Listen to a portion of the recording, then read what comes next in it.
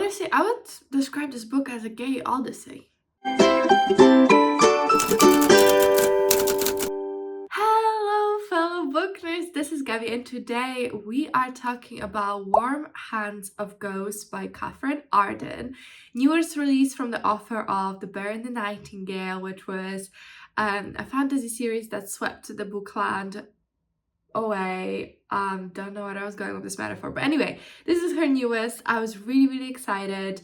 Kind of didn't know what I was getting myself into, if we're being honest, but here are my thoughts. As always, no spoilers, timestamps below, and let's do this. So, Warm Hands of Ghosts is set during World War I in the year 1918, I believe. We follow a woman who was a nurse. She's only like 24 years old, but she already was a nurse in the active battle zone. She got injured and honorably discharged, but just a couple months after, she was actually back home where another tragedy struck. So in Halifax, which is in Canada, apparently there was this massive tragedy where there was a massive explosion, which it's like the biggest up until Hiroshima happened, and her parents died in this explosion, and the only family member she has left is her brother Freddie, but she has not heard from Freddie in months, and she's really concerned. And what happens is that one of the days she gets this package which has Freddie's jacket, his dog tags, and all of his possessions, but he was never officially found, so is presumed to be dead and missing, but is not officially dead. But she's like, okay, well, all of his things are here, he must be dead, otherwise how could this happen? But she had this nagging suspicion that she lives with these three, like, she thinks they're swindlers, but they claim to see the future, and they claim to talk to ghosts, not see the future. They claim to talk to ghosts, and one day when this young woman comes to find out about her son, instead what the ghosts share is that Laura's, who's the main character, brother is alive but missing. Laura doesn't believe any of this, but she does find a chance to go back to the front and find out at least what happened to her brother. She doesn't think he's alive, but she just wants to know what happened so that she can put this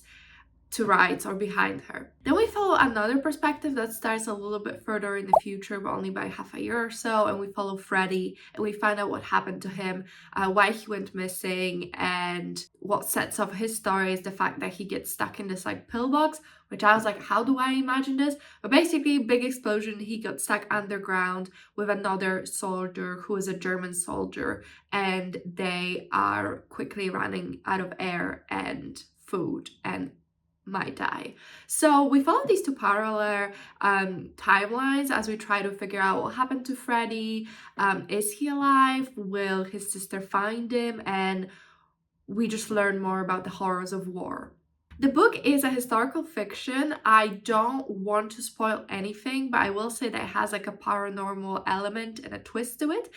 So when I first cracked open this book, I totally forgot that it was set during World War I. And I just have this big thing about World War I and World War II, where I really don't like consuming media with that time period. I think it's because I'm Polish. The war had a big impact on the collective psyche of Polish people, which is why when I was growing up, I felt like so much of our media was to do with the World War I and World War II. And I've seen so many movies about it, and I was made to read books about it in school and all these things. So I just like, it's not something I seek out by myself. Overall, if I'm consuming historical fiction, I usually don't want it to don't like for it to focus on war, because I like my historical fiction to be actually a fantasy with just like a sprinkle of historical stuff. Kind of totally forgot. I still was meaning to read this because I just love the author so much, but there was a little bit of apprehension. I didn't think it would be for me, and I was worried going into it, and I didn't know if it had like any kind of twist to it. I will say it has a slight paranormal twist. I wouldn't call this like a historical fantasy. Okay, let's then get into the review. Writing, always what I talk about first, and I just think Katherine Arden is such a good writer. Even in the like thank you for the book, she said, you know, it took her quite a few years to finish this book, and it was a labor of a lot of love, but also stress and pressure, because obviously this is her follow-up book after a really successful trilogy. It shows like the care taken is really shown. The writing is beautiful, not overtly ornate, which I do enjoy overly ornate things, but I just think it did such a good job conveying the feelings and making Laura's and Freddie's perspective differ enough, and it handled the complex feelings and traumas and all of that wrapped into war really well. Which actually brings me into the second bit, which is like world building and atmosphere building, which I just feel like the book did an amazing, like a really amazing job showing the horrors of war, the desolation, the cost to human life, to human psyche. We spent some time in like warfront hospitals with people injured, and I think it really shows you the trauma and the absolute dehumanization that some of these people go through, and how that affected them. And you see a lot of different types of people. You just hear a lot of, you know, background stuff about how people cope with the war, and by that I mean like some people deserted, some people tried to commit suicide but couldn't, and like how that was treated. And I think it really showed well, this gets into themes a little bit, but it just showed so well how the decisions were made like somewhere high above, and then the actual people dying were almost powerless in a sense. But overall, like just the setting of the hospital, of the war front, of the impending threat was really, really well done, because it wasn't super black and white. It was very just many shades of gray, and all the gray is depressing, and you don't want to be there, and you want to look forward to brighter days. And something that really depressed me was like this war ended, and then another one happened in like 30 years, less than that, which is just really sad, because that means for people who came out of this war I thought that was the bright end, and the light at the end of the tunnel was really depressing. There was another war just waiting. But overall, yeah, just such a brilliant job at setting the atmosphere, the setting. You just felt so viscerally there. I like that we started in Halifax, which obviously went through its own kind of tragedy in the book, but it's a place not directly affected by war, because, you know, in America it was different, and in Europe, where on the actual front where you're fighting with people versus sending people away, how people lived, I liked seeing that, and the quietness of this little town, and how everything felt just like a little grimy and depressing, and how people coped with the war that was across the ocean. And you see the traveling across the ocean, and the Titanic was mentioned, and I think that just sets you more in like the time period that all these things happen at the similar time.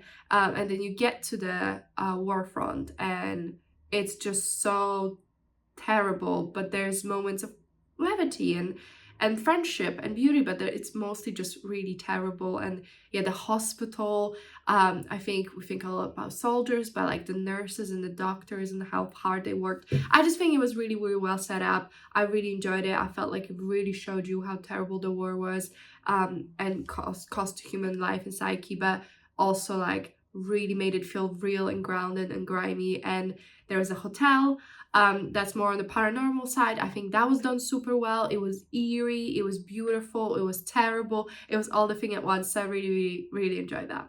I feel like I just went on some kind of tangent. I hope it was a good tangent.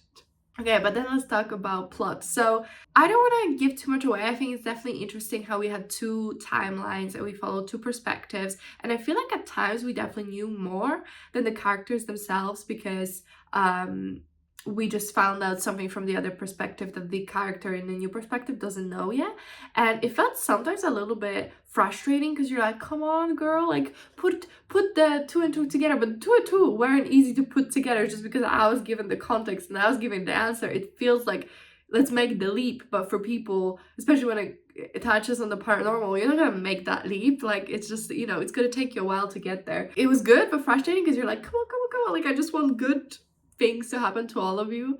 But I don't know if this was like intentional or not, but us knowing sometimes something before the character does, and knowing that they could have prevented something if they acted in that moment, but they didn't know they had to act in that moment, or that they had opportunity to act. It just felt very reminiscent of the helplessness they feel in face of war. And you think, oh, what I could have done, this and that, and like hindsight is 2020. And it's all great when you know what happened, you know that these battles were fought, and you know that this outcome happened, and you're like, oh, they could have just done this and this. When it like comes to war maneuvering, or whatever you want to call it, right? We look at history with like removed lens, and we judge it, but you weren't there in the moment, and you can't see the future in the moment. And a lot of the times characters didn't know what was happening, so it took them a while to figure it out. I don't know if that was intentional, if I'm reading way too much into it, but that's how it kind of felt like frustrating, because you want them to be okay, and you want to be like, come on now, let's do this. And it feels frustrating because you're like, this could have been all prevented by X, but they don't know that. They have to work for this answer. And yeah, I really enjoyed that actually, and I think that was done really well. I don't know if it was on purpose, but I just like, this is my little conjecture. Then characters. So we have Laura, who is French Canadian, I think, actually, because she speaks French, but I don't know if Halifax is on the English side. Laura is an amazing character, so young, but it really shows you like how the war matured people really quickly. She's already been through so much. She's been to war, she's got injured, she came back, she lost her parents, she lost her home. Like, she's just like gone through a lot. And I had so much sympathy for her, but also like how strong she was in the face of it all. Definitely I feel like she built up walls and was trying to, like, keep her shit together and persevere and all that kind of stuff. Yeah, she just didn't give up, and I really appreciate that about her, like how much empathy she had and what an amazing person she was. But also, she wasn't without flaws, and she wasn't like this super bright sunshine that never ever gets like in any way frazzled or upset. She was just like, felt like a real person, and I really enjoyed that. And I think seeing her perspective on the war, and like the physical toll it took on her, and the mental toll, and the toll it took on her family, and at the end, like her frame of mind as well, I thought was very relatable and very powerful. And seeing her friendship as another female character who she's really good friends with, I really enjoyed that. But you can really just see that Laura is the type of person who makes friends wherever she goes and creates these connections that are deeper, and people care about her a lot and are willing to, do a lot in the name of that friendship. So I really enjoyed that.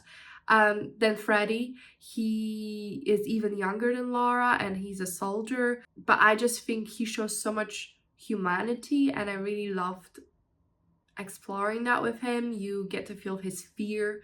You definitely explore the PTSD and the impacts of war and combat and being put in that position so young, but somehow still through it all, a lot of humanity, a lot of empathy from him.